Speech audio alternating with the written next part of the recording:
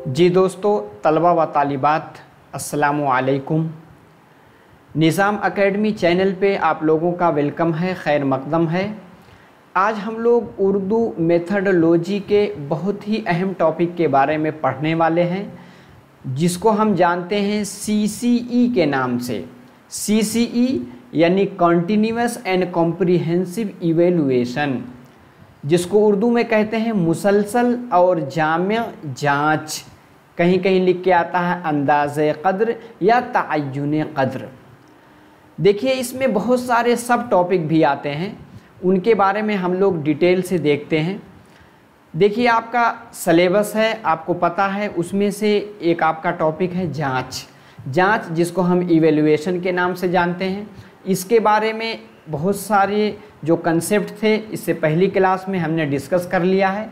आज CCE वाला topic बच रहा था, उसमें हम लोग देखेंगे CCE में ये CCE कब आया है, कब इम्प्लीमेंट किया गया है, इसमें करिकुलर एक्टिविटीज़, को करिकुलर एक्टिविटीज़, जिसको हम कहते हैं स्कूलेस्टिक एक्टिविटीज़, और इसी के साथ हम देखेंगे नॉर्म रेफरेंस टेस्ट क्या होता है, क्राइटेरिया रेफरेंस टेस्ट क्या होता है, और इसमें हम देखेंगे कि को करिकुलर एक्टिविटीज़ में कौन कौन सी चीज़ें शामिल हैं। जितनी इसमें बारीकियां हैं, जिस टॉपिक से आपके क्वेश्चन पूछे गए हैं, सबके बारे में डिस्कस किया जाएगा। ठीक है, तो जैसा कि आपका सिलेबस आप देख ही रहे हैं, इसमें और इससे पहले के जो सारे टॉपिक आपको दिख रहे हैं, जैसे उर्दू के तदरीसी मकासिद, ज़ुबान उसकी महारतें, उर्दू मुअल्लिम और तदरीस, उर्दू ज़ुबान के तदरीसी तरीक़े, निसाबी हम निसाबी मशागिल। ठीक है, इन सब के बारे में वीडियो आपको इसी चैनल पे मिल जाएंगी, उसकी लिंक मैं आपको बता देता हूँ। देखिए, आज हम लोग CCE के बारे में पढ़ेंगे। इसी के साथ एक बहुत अहम है कि मौजूदा इम्तिहानी निज़ाम, आजकल जो एग्ज़ाम होता है उसके निज़ाम में क्या नक़ाइस है, उसके लिए क्या हिकमत अमल यानी स्ट्रेटजी आप इख्तियार कर सकते हैं, इसके बारे में भी डिस्कस करेंगे। देखिए, अभी हाल ही में जो आपका TS टेट का एग्ज़ाम हुआ है, आपको पता है आंध्र प्रदेश का टेट या TS टेट यानी तेलंगाना का टेट, दोनों का सिलेबस करीब करीब मिलता जुलता है। ठीक है, आपको पता है 2014 में, कब 2014 में दोनों स्टेट बट गए हैं, 2014 में। ठीक है, इससे पहले एक ही स्टेट था, तो इसलिए बहुत सारी चीज़ें मिलती जुलती हैं। उसमें मैंने 19 वीडियो बनाई है इसके लिए। ठीक है, इसमें जो आपका लैंग्वेज का लिटरेचर वाला पोर्शन है, या लैंग्वेज के बेसिक यानी ज़ुबान के मबादियात, नहव सर्फ, और ये सब टॉपिक इसमें आपको मिल जाएंगे, वहाँ से आप देख सकते हैं। और इसी के साथ पेडागोजी के जो सारे चैप्टर हैं वो भी आपको वहाँ से मिल जाएंगे। इसकी लिंक मैं डिस्क्रिप्शन बॉक्स में रख दूँगा। इसी के साथ आप प्लेलिस्ट में जा कर के भी देख सकते हैं। आगे लैंग्वेज पंडित उर्दू में भी बहुत सारे टॉपिक के बारे में मैं डिस्कस किया है, इसकी लिंक भी डिस्क्रिप्शन बॉक्स में रहेगी। उसको खोल करके जो आपके सिलेबस से मैच जो टॉपिक करेगा उसके बारे में आप देख सकते हैं। ठीक है, चलिए अब हम आगे चलते हैं। जैसे देखिए, 15वीं क्लास में हमने निसाबी और हम निसाबी सरगर्मियों के बारे में बात की है, जो कि आपका सिलेबस का हिस्सा है। और इससे पहले हमने जांच इवेल्युएशन, उसमें बहुत सारे यानी स्टैंडर्डाइज टेस्ट यानी मेयारी जांच क्या होती है, इसी के साथ इवेल्युएशन की जो टेक्निक है यानी आलात हैं, उसके ज़राए हैं सारे, यानी टोटल 10 ज़राए के बारे में मैंने डिस्कस किया है। जिन्होंने वीडियो नहीं देखी है वो जा कर के देख लें। आज हम CCE के बारे में डिस्कस करने वाले हैं। उससे पहले ये जो आपको स्लाइड दिख रही है, इसमें निज़ाम एकेडमी 22 करके टेलीग्राम चैनल है, इसकी लिंक डिस्क्रिप्शन बॉक्स में है, इस पर क्लिक करके आप जुड़ जाएं। इसी के साथ नए हैं तो चैनल को ज़रूर सब्सक्राइब कर लें। सब्सक्राइब कर लेंगे, वीडियो अपलोड होगी नोटिफिकेशन आपको मिल जाएगा। ठीक है, इसी के साथ आखिर में फीडबैक ज़रूर दीजिएगा कि आपको समझ में आया कि नहीं, आगे किस टॉपिक पे आपको वीडियो चाहिए, आप फीडबैक दीजिएगा ताकि पढ़ाने वाले को पता चले। ठीक है, आगे चलिए। अब कॉन्टिन्यूअस कॉम्प्रिहेंसिव इवैल्यूएशन CCE कभी इसका फुल फॉर्म भी पूछ लेते हैं। तो CCA समझिएगा, पहला क्या है कॉन्टिन्यूस, जिसको उर्दू में हम क्या कहते हैं मुसलसल के नाम से जानते हैं। और कॉम्प्रिहेंसिव, कॉम्प्रिहेंसिव जिसको उर्दू में क्या कहते हैं जामे, क्या कहते हैं जामे, ठीक है। और कंटिन्यूअस यानी मुसलसल। इवैल्यूएशन यानी जांच ताजुन कद्र। देखिए पहले क्या था आपको पता है, CCE कब नाफिज हुआ 2009 में, याद रखिएगा 2009 में। इसको सबसे पहले किसने एक्सेप्ट किया था, CBSE ने, ठीक है। उसके बाद जब RT एक्ट 2009 आया उसके बाद से इसको हर जगह नाफिज किया गया, ठीक है, याद रखिएगा। इसमें क्या है कॉन्टिन्यूअस कॉम्प्रिहेंसिव इवैल्यूएशन। अब एक एक को हम समझ लेते हैं, कॉन्टिन्यूअस से क्या मतलब है और कॉम्प्रिहेंसिव से क्या मतलब है। देखिए कॉन्टिन्यूअस इवैल्यूएशन का मतलब यह है कि पहले इवैल्यूएशन क्या होता था, साल के आखिर में 3 घंटे का एग्ज़ाम हो जाता था, उसी एग्ज़ाम के बेस पर बच्चा क्या है अगली जमात में प्रमोट हो जाता था, ठीक है। 6 में है तो 7th में पहुंच गया, 7th में है तो 8th में पहुंच गया। अब क्या है, अब इस चीज़ को हटाया गया, CCE वाला कंसेप्ट लाया गया, कंटिन्यूअस इवैल्यूएशन यानी मुसलसल जांच। मतलब ये है कि जैसे ही बच्चा एडमिशन लिया, एडमिशन लेने के बाद ही से उसका इवैल्यूएशन शुरू कर दिया जाता है। इवैल्यूएशन की टेक्निक क्या है, उसके आलात क्या हैं, पिछली क्लास में मैंने डिस्कस कर लिया कि कभी कभी ऑब्जर्वेशन के ज़रिए या एनेक्डोटल रिकॉर्ड के ज़रिए या क्यूमुलेटिव रिकॉर्ड के ज़रिए, पोर्टफोलियो रिकॉर्ड के ज़रिए उसका इवैल्यूएशन किया जाता है। कॉन्टिन्यूअस जैसे ही बच्चा एडमिशन लिया, शुरू ही से आखिर तक यानी सालाना एग्ज़ाम तक जब तक स्कूल में रहेगा उसकी एक्टिविटीज़ का इवैल्यूएशन स्टार्ट हो जाएगा। कंटिन्यूअस यानी शुरू से लेकर के आखिर तक। कॉन्टिन्यूअस वाला कंसेप्ट क्लियर हो गया।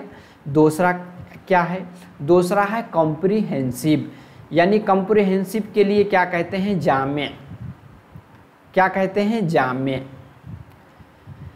देखिए कॉम्प्रिहेंसिव का मतलब ये होता है, पहले क्या होता था सिर्फ पेपर और पेन वाले एक्सपेक्ट जो होता था उसका जो पहलू होता था उसी की जांच होती थी। साल के आखिर में जो आपका 3 घंटे का एग्ज़ाम हो रहा है उसी के बेस पे आप अगली जमात में प्रमोट हो जाएंगे, उसी के बेस पे आपका इवैल्यूएशन यानी ताजुन कद्र हो जाता था।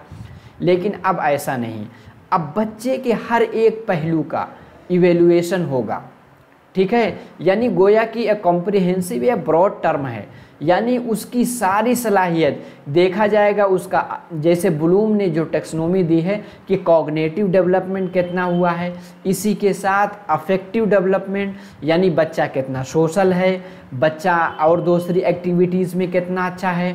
कुछ बच्चे म्यूज़िक में अच्छे होते हैं, कुछ बच्चे खेल में यानी स्पोर्ट्स में अच्छे होते हैं, और इसी के साथ कुछ बच्चे क्या होते हैं, कुछ बच्चों के अंदर एक नई नई सलाहियत होती है, उसको पहचानना और उसको इवैल्यूएशन करना एक कॉम्प्रिहेंसिव में आता है, ठीक है। एक तो कॉग्निटिव, दूसरा क्या है अफेक्टिव, यानी अफेक्टिव यानी इमोशनली बच्चा कितना डेवलप हुआ उसका भी इवैल्यूएशन होता है। कि 4 बच्चों में बैठा दिया गया, ऐसा नहीं तो कि उनके साथ मार कर लिया, झगड़ा कर लिया, उसके साथ एडजस्ट नहीं हो पाया, ठीक है, उसका भी इवैल्यूएशन किया जाता है।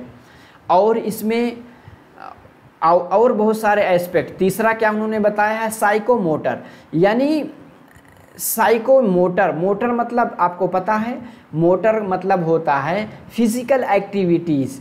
फिजिकल में क्या होता है, यानी एक होता है फाइन मोटर, यानी जैसे उंगलियों के पोरों वगैरह से जैसे डिज़ाइन बनाते हैं, बॉल फेंकते हैं या लिखते हैं। इसी की तरह ग्रॉस मोटर स्किल जो कि ब्लूम ने बताया है, ये उन सब का एतबार से हम उन सब चीज़ों का कि इसकी फाइन मोटर स्किल कितना डेवलप हुई, ग्रास मोटर साइको वाली कितनी डेवलप हुई, ठीक है, साइकोलॉजिकली कितना स्ट्रांग हुआ, बच्चा कितना सोशल है। और इसी के साथ हम देखेंगे बच्चा खेल के मैदान में किस तरह से बिहेवियर करता है, इंटरवल में किस तरह से करता है, इसी तरह सुबह सुबह जब प्रेयर होती है उसमें किस तरह से रहता है, स्कूल टाइम पे आता है कि नहीं, सारी चीज़ों का इवैल्यूएशन अब किया जाएगा। 2009 से इसको नाफिज किया गया है। उम्मीद है कि मुसलसल और जाम जांच के बारे में आपका कंसेप्ट क्लियर हो गया। आगे चलिए, अब इसी ही में यानी सीसीई जब नाफिज किया गया, इसके साथ बहुत सारी चीज़ें लाई गई। एक चीज़ कहा गया कि स्कूल बेस्ड असेसमेंट यानी SB, पेन नहीं सही से चल रहा, ठीक है, SBA यानी स्कूल बेस्ड असेसमेंट। पहले क्या होता था, साल के आखिर में एग्ज़ाम होता था तो एग्ज़ाम लेने वाला बाहर का आता था या कहीं सेंटर जाता था, तो इससे क्या है, बच्चे के अंदर पैनिक होती थी। आप देखते थे जैसे ही आया कि एग्ज़ाम का रिज़ल्ट आने वाला है, बहुत बच्चे सुसाइड कर लेते थे, न्यूज़पेपर में आता रहता था। अब क्या हो गया, कहा गया कि स्कूल बेस्ड असेसमेंट होगा, मतलब जो टीचर आपको पढ़ा रहा है वही आपका अंदाज़े क़द्र करेगा, वही आपका तअज्जुन क़द्र करेगा, वही आपका इवैल्यूएशन करेगा, ठीक है। क्योंकि आपको पता है जो टीचर आपको पूरे साल पढ़ाया है वो आपके बारे में अच्छे से जानता है कि आपकी कितनी सलाहियत है, ठीक है। क्योंकि हो सकता है एग्ज़ाम में किसी प्रेशर की वजह से बच्चा लिख ना पाया हो, तो इसके लिए अब उसमें सही नहीं लिखा तो आप फेल भी कर सकते हैं।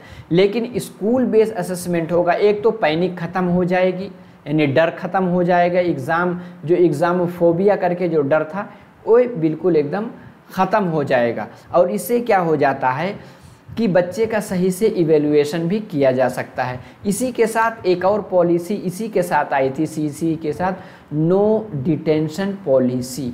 नो डिटेंशन का मतलब ये होता है कि एज के एतबार से यानी 6 से 14 साल तक का बच्चा, 6 साल का बच्चा है तो क्या क्लास फर्स्ट में, 14 साल का है तो कहाँ पहुँचेगा, क्लास 8th में, 13 साल का 7th में। इसमें नो डिटेंशन पॉलिसी ये थी कि अगर बच्चा मान लो क्लास 5th में फेल हो गया तो उसको फेल नहीं किया जाएगा, बल्कि टीचर उस पर मेहनत करेगा। ऐसा अच्छा, इसको बाद में ख़त्म किया गया, क्यों, देखा गया कि बच्चा क्लास 6 में पहुंच गया, अपनी किताब की रीडिंग नहीं लगा पाता, ठीक है, उसको पढ़ नहीं पाता, क्योंकि टीचर क्या करते थे, उनकी किताब उनकी कॉपी लिख करके उनको पास करते थे। क्योंकि पॉलिसी क्या थी, नो डिटेंशन पॉलिसी, ठीक है। नो डिटेंशन पॉलिसी जब लाई गई, ठीक है, तो इसकी वजह से खराबी आई, ठीक है।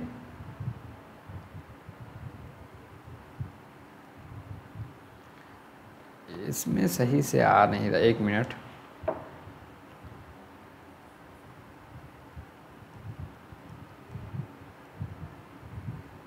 डिटेंशन, देखिए ये पेन सही से नहीं चल रहा, कोई बात नहीं, आप समझ गए होंगे। नो डिटेंशन मतलब बच्चों को रोका नहीं जाएगा, डिटेंशन का मतलब होता है रोकना, ठीक है। आगे चलिए, अब इसमें क्या आया था, बच्चों का इवेल्युएशन यानी जांच उनकी तायुन क़द्र 2 तरह से किया जाएगा। स्कूलेस्टिक एस्पेक्ट जो है पेपर पेन वाला, दूसरा करिकुलर एक्टिविटीज़ भी उसी को कहते हैं। को स्कूलेस्टिक एस्पेक्ट यानी को करिकुलर एक्टिविटीज़, को स्कूलेस्टिक यानी जो मैंने बताया कि खेल में कितना अच्छा है, म्यूज़िक में कितना अच्छा है, उसका एटीट्यूड कितना अच्छा है, उसकी वैल्यूज़ कितनी अच्छी हैं, सब के बारे में इवेल्युएशन होगा। तो स्कूलेस्टिक में क्या है, पेपर पेन यानी जो एग्ज़ाम होता है उसमें कितना जो पढ़ाया गया उसको सही से समझ पाया, एग्ज़ाम पेपर हुआ सही से उसको हल कर लिया कि नहीं, जो पेपर पेन से रिलेटेड है वो क्या है, स्कूलेस्टिक, ठीक है। आगे क्या है, को स्कूलेस्टिक, इसमें है बच्चों की देखी जाएगी लाइफ स्किल कितनी अच्छी है, एटीट्यूड यानी उसका रवैया कितना अच्छा है, वैल्यूज़ यानी उसके अक़दार कितने अच्छे हैं, वेलनेस यानी किस चीज़ को पसंद करता है, किस चीज़ को पसंद नहीं करता, सर्विस एक्टिविटीज़ किस तरह से सोशल एक्टिविटीज़ करता है, किसी काम में लगाया जाता है क्या उसको करता है या नहीं, आर्ट में कितना अच्छा है, वर्क एजुकेशन, इन सब चीज़ों को चेक किया जाता है किसमें, को स्कूलेस्टिक यानी को करिकुलर एक्टिविटीज़ में, ठीक है। अब 2 टर्म इसमें आया था, एक नॉर्म रेफरेंस टेस्ट, एक होता है क्राइटेरिया रेफरेंस टेस्ट। नॉर्म और क्राइटेरिया में क्या डिफरेंस है एक एक करके हम समझ लेते हैं। नॉर्म का मतलब देखेंगे कोई उसूल बनाया जाता है, कोई ज़ाब्ता बनाया जाता है। क्राइटेरिया एक मेयार बनाया जाता है, दोनों में ये बुनियादी फ़र्क है। देखिए नॉर्म रेफरेंस टेस्ट मतलब, इसको मिसाल से आप समझ लीजिए, जैसे आप एपी टेट का एग्ज़ाम दे रहे हैं, इसमें क्या है, एक क्राइटेरिया बनाई गई है ना कि अगर जनरल कैटेगरी के हैं तो अगर 90 नंबर ले आते हैं यानी 60% ले आते हैं तो क्या माना जाएगा, आपका टेट क्या है, क्लियर है। ये क्या है, एक क्राइटेरिया बनाई गई है, इसको क्राइटेरिया बेस कहेंगे। लेकिन नॉर्म बेस क्या होता है, जिसमें कंपैरिजन होता है, एक दूसरे की तुलना यानी मुआवजा किया जाता है। कंपैरिजन की मिसाल ऐसे समझ लीजिए, जैसे आपने टेट निकाल लिया, उसके बाद डीएससी यानी जॉब के लिए जब आपका एग्ज़ाम होता है, उसमें आपको पता है कि मान लो आपने बहुत अच्छा स्कोर कर लिया, ठीक है, लेकिन सीट कितनी है, मान लो किसी सब्जेक्ट की 5 ही सीट है और उसमें किसी ने 85% लाया, कोई 90% लाया, तो उसमें से ऊपर से 90% से ऊपर यानी 90%, 89%, 88%, इस तरह से ऊपर से लेकर के जो 5 बच्चे टॉपर हैं, यानी जो उसूल यानी जो कंपैरिजन में सही बैठ रहे हैं, उनको क्या है, हम सेलेक्ट करके उनको जॉब देंगे, ठीक है। तो क्या है, नॉर्म का मतलब ये होता है उसमें कोई क्राइटेरिया नहीं। क्राइटेरिया क्या बनाई जाती है, जैसे आप स्कूलों में बनाई जाती है कि 33% या उससे ऊपर ले आएंगे तो आपको पास माना जाएगा, 60% से थोड़ा कम लाते हैं तो आपको क्या माना जाएगा कि आप सेकंड डिवीज़न पास हैं। इसी के साथ 60 से ऊपर क्या है, आप फर्स्ट डिवीज़न, 75 या उससे एबव है तो क्या कहेंगे, डिस्टिंक्शन यानी इम्तियाजी नंबर आपने हासिल कर लिया है, ठीक है। तो ये क्या है, क्राइटेरिया है। लेकिन नॉर्म क्या होता है, जिसमें कंपैरिजन किया जाता है। तो क्राइटेरिया बेस आपको मैंने समझा ही दिया है, जिसमें क्राइटेरिया बनाई जाती है कि 60% जो है अगर आप सीटेट में ले आए तो पास हैं यानी 90 नंबर, एक क्या है, क्राइटेरिया है। इसी के साथ आपके एग्ज़ामों में 33% ले आए तो पास हो गए, 60% ले आए तो फर्स्ट डिवीज़न हो गए, ये क्या है, क्राइटेरिया है। अब इससे मुताल्लिक कुछ ऐसे जो पॉइंट्स है उसको हम देख लेते हैं, क्योंकि इससे क्या है, उर्दू मीडियम के स्टूडेंट को फ़ायदा हो जाएगा, ठीक है। अब देखिए, अगर कुछ चीज़ें आपको नहीं दिख रही हैं, इसको मैं देखता हूँ, ठीक है, यानी इसको यहाँ ले आते हैं, ठीक है। अब देखिए, अब क्लियर यह हुआ होगा।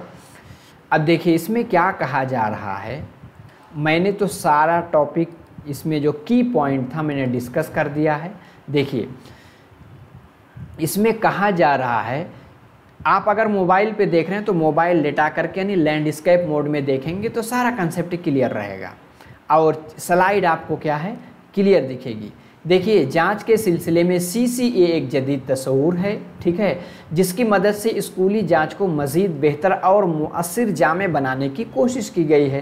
ये तदरीस के हर मरहला में जारी रहता है, ठीक है। मुअल्लिम के जमात में दाखिल होने से लेकर, क्योंकि कंटिन्यूस का मतलब ये है जैसे ही जमात में दाखिल हुआ, सबक के इख्तिताम और कोर्स या प्रोग्राम के इख्तिताम तक, जब तक पूरे साल तक क्या है, मौका ब मौका इक्तिसाब के हुसूल की जांच की जाती है। किसमें, कंटिन्यूस कॉम्प्रिहेंसिव इवैल्यूएशन में तलबा की कामयाबी और कमज़ोर इलाक़ों की निशानदेही जांच करेंगे, देखेंगे कौन सा कंसेप्ट क्लियर है, उस पर दोबारा पढ़ाएंगे, मेहनत की जाएगी। जांच के दौरान न सिर्फ तलबा के उकूफ़ी यानी कॉग्निटिव डेवलपमेंट का सिर्फ नहीं देखेंगे, बल्कि समाजी यानी सोशल कितना है, अखलाक़ी यानी मोरल कितना है, जज्बाती यानी इमोशनल कितना है, जमालियाती पहलू उसके अंदर कितने हैं, ठीक है। हर पहलू की जांच की जाती है। मुसलसल जामे जांच में स्कूली उमूर के साथ साथ गैर स्कूली यानी को करिकुलर एक्टिविटीज़ यानी को स्कूलेस्टिक एस्पेक्ट, जो कि अभी मैंने स्लाइड में दिखाया है, उसकी भी जांच की जाती है। अब हम थोड़ा देख लेते हैं, क्या चीज़ देखेंगे कि स्कूली उमूर के ज़िम्न में निसाबी इलाक़े और ज़हानती टेस्ट शामिल हैं। यानी स्कूलेस्टिक में क्या है, निसाबी जो आपका सिलेबस का हिस्सा है, और इसी के साथ जो IQ लेवल, IQ टेस्ट का हिस्सा है उसके बारे में हम इसमें क्या करते हैं, डिस्कस करते हैं। इसमें क्या है, निसाबी इलाके और जांच के तरीक़े क्या क्या हैं। मालूमात यानी कहते नहीं है, जैसे ब्लूम ने बताया है, मालूमात यानी इंफॉर्मेशन, यानी तहरीरी इम्तिहानात। इसमें क्या है, आप तहरीरी इम्तिहान लेंगे। ज़ुबानी इम्तिहानात जिसको आप इंटरव्यू कहते हैं। अमली इम्तिहानात यानी प्रैक्टिकल आप नॉलेज लेते हैं। आलाती जांच यानी जो जांच के इवैल्यूएशन के टूल्स हैं उसके ज़रिए, जैसे सवालनामा। या तशख़ीसी जांच जिसको हम क्या कहते हैं, डायग्नोस्टिक टेस्ट। तशख़ीसी जांच यानी डायग्नोस्टिक टेस्ट जैसे होता, मैंने एग्ज़ाम पल दिया है पिछले क्लास में कि जैसे आपके बुखार है तो पहले डॉक्टर क्या करेगा, ब्लड की जांच लेगा, पता चलाएगा कि क्यों बुखार आ रहा है। इसलिए डायग्नोस्टिक टेस्ट यानी डायग्नोस्टिक टेस्ट में ये होता है कि टीचर जानने की कोशिश करता है तशख़ीसी जांच में कि जैसे एक यूनिट पढ़ा करके टेस्ट ले लिया, अब कहीं कोई कंसेप्ट क्लियर नहीं है तो उसको पता चल गया कि इस कंसेप्ट का जांच क्लियर नहीं है, वही क्या है, इसी को तशख़ीसी जांच कहते हैं। दोबारा पढ़ाएंगे तो रिमेडियल यानी मुआलजाती या इस्लाही तदरीस कहते हैं। यूनिट टेस्ट के ज़रिए ही तशख़ीसी जांच की जाती है। तहसीली जांच यानी अचीवमेंट टेस्ट लिया जाता है। स्कूली तफवीज़ात यानी स्कूल का जो आपका असाइनमेंट दिया जाता है, पहेलियों के ज़रिए महारतों की जांच वगैरह इसमें शामिल है। ठीक है, अब हम आगे चलते हैं। तो तफ़हीम इदराक यानी मालूमात, आपको पता है थोड़ा नॉलेज किसी के बारे में, जैसे आपने बताया कि दो का मतलब दो चीज़, फिर तफ़हीम का मतलब दो दूनी 2 + 2 मतलब 4। ठीक है, ये क्या है, तफ़हीम हो गई। इदराक का मतलब इसको आप इम्प्लीमेंट कर पाएँ, यानी 2 2 4 हो गया और 4 में से 2 घटाएंगे कि 2 हो गया। यह है इम्प्लीमेंट करना, अमली जामा पहनाना, यह होता है इदराक। ठीक है,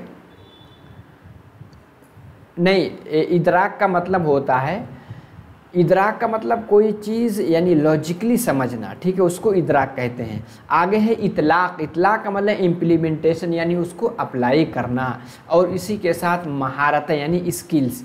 ज़ुबानी महारतें कितनी हैं आपको पता है, यानी पहले क्या है, सुनना। जैसे हम L S R और W।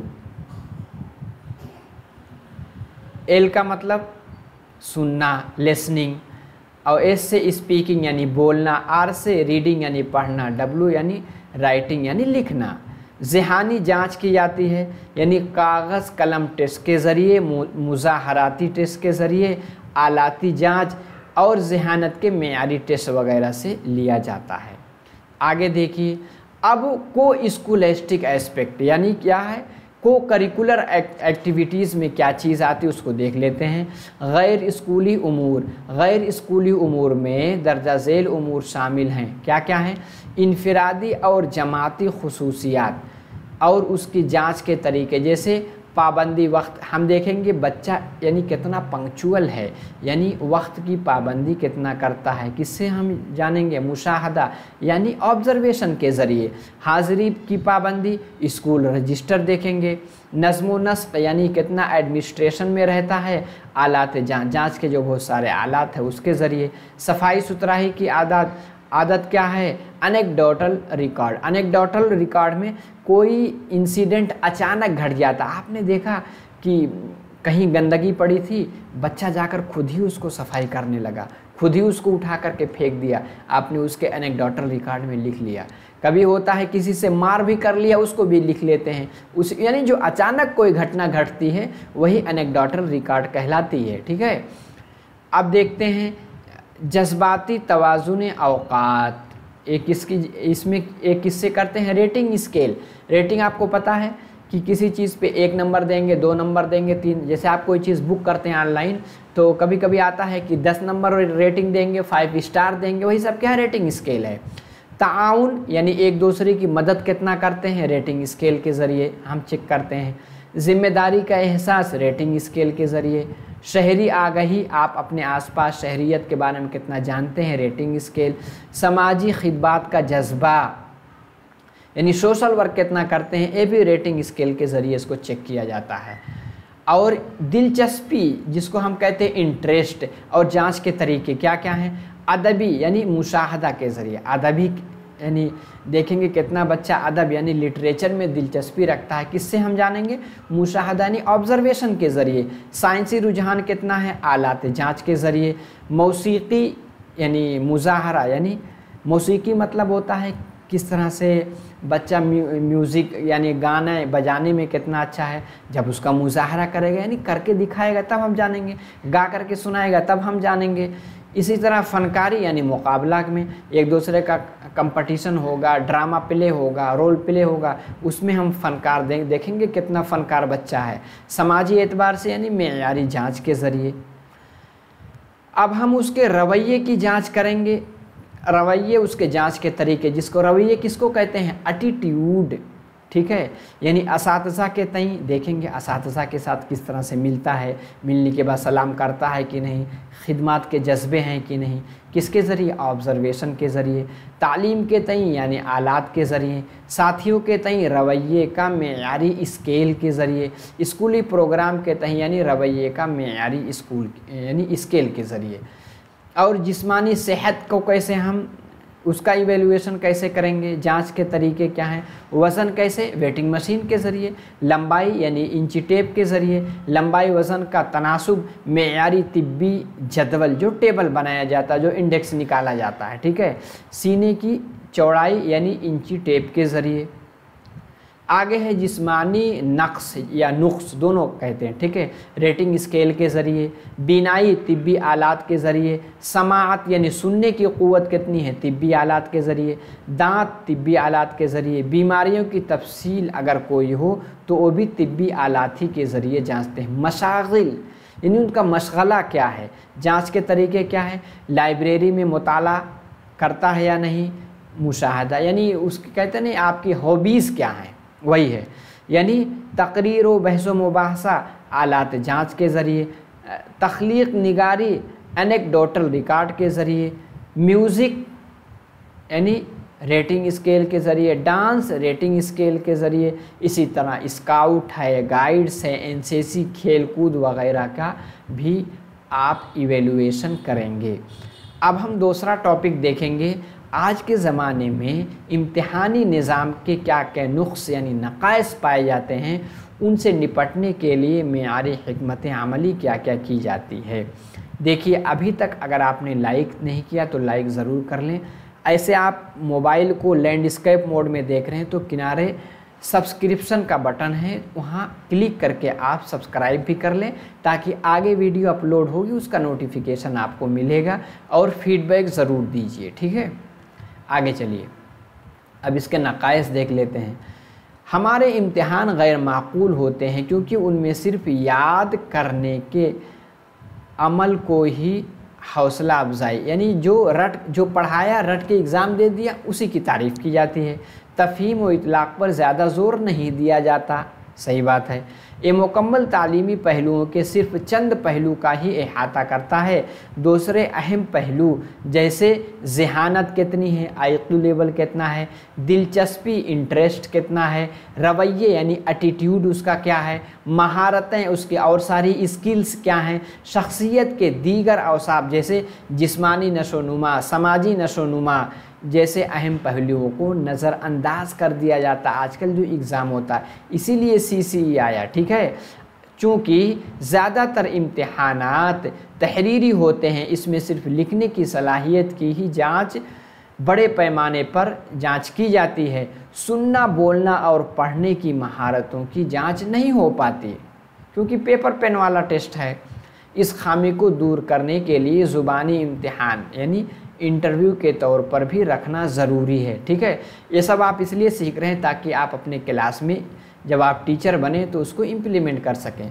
रिवायती इम्तिहानात निसाब और तरीक़े तदरीस दोनों पर अपनी फ़ौक़ियत रखते हैं। रिवायती यानी जो ट्रेडिशनल इम्तिहानात हैं, आम तौर पर मुअल्लिमीन का सारा ज़ोर इम्तिहान में बेहतर नताइज लाने पर ही होता है।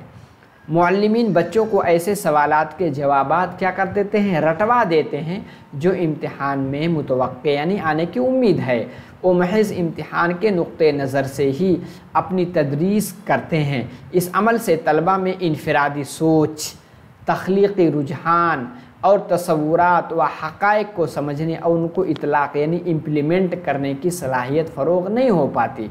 और दौर हाजिर में मुख्तलिफ़ गाइड्स, आजकल हर एक चीज़ की गाइड है, ठीक है, मॉडल पेपर मिलने लगता है। गेस्ट पेपर की मदद से बच्चे क्या है, सवालात के जवाबात रट लेते हैं, सवालात के पर्चे आउट भी कर लेते हैं और इम्तिहान हाल में गलत चीज़ यानी नकल भी करते हैं।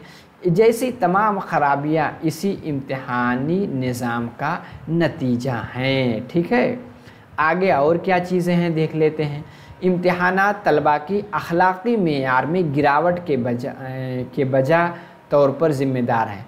इम्तिहान आजकल ऐसे होते हैं, बच्चे एक दूसरे की नकल करते हैं, चीटिंग करते हैं, इसमें इनका अखलाक गिर जाता है। मुम्तहिन को डराना धमकाना, नकल नवेसी और दूसरे गैर कानूनी हरकतें करना, डिसिप्लिन शिकनी यानी डिसिप्लिन को तोड़ देना, गैर समाजी बर्ताव अख्तियार करना, इसकी मिसालें हैं।